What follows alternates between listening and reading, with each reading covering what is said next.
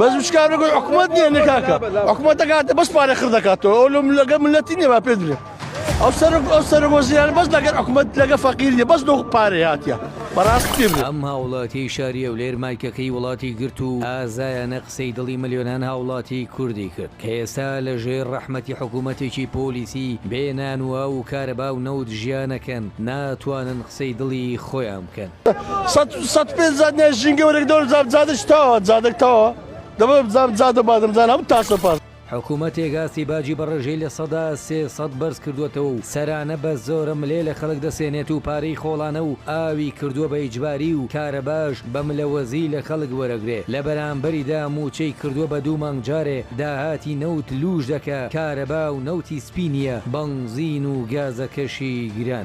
بەس ئەو مشکلیان پێکە لەو گۆڕی مشکل چاشتە ناو ملەتێکاکە 10,000 15,000 کەس دەکوان بێ شکار دەبن کاک عایلە لەسەر فەقیر. کاروان عەبدولواحید کە پێشمەرگەیە و قسەی دڵی هەمووانەکە بەرە بەیان ئاسایش دەچێتە سەری و بە تۆپزی دەستگیریەکەن لە کاتێکدا نەتەشیری کردووە و نەجوێنی داوە تەنها ئەوەی بە سەرۆکی حکوومەت وتووە بەسە بێتامت کرد هێندە پارەت لێوەرگرت. ئەنی بەڕاستی زۆر بێتامی کردە بەڕاستی زۆر بێتام بووە. بەڵام سەرۆک لەبەرەوەی کێشەی لەگەڵ ئازادی و دەنگی ناڕازی هەیە دەست بە جێهێزەکانی گرتیان و زیندانیان کرد. بعضێک لەمانە سیخۆڕ بوون سیخۆڕیان بۆ وڵاتانی تر کردووە بعضێکیشان تێکدەر بوون چەکدار بوون حکوومەت یارێن بە هەموو ناوعێک پشتیوانی مافی ڕۆژنامەنووس و ئازادی ڕادار بڕینە.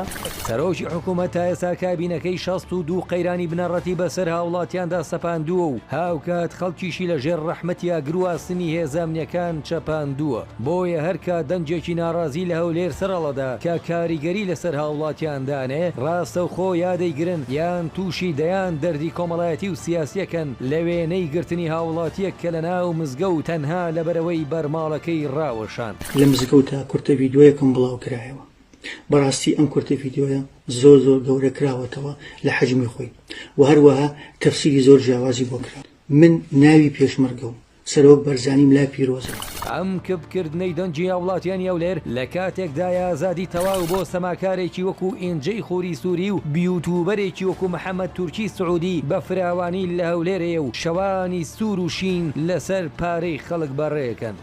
لە کاتێکدا سەرۆکی حکوومەت دەمکوتی هاوڵاتێکی خۆیەکە بەڵام بۆ بێهۆشکردنی گەنجانی هەولێر چەندین کەسایەتی ساختەی وەکو حەمەجەرگە و مەلاقاتیل دەکاتە دەمڕاست و نوێنەری گەنجان خەڵاتیان بۆ دابینەکە.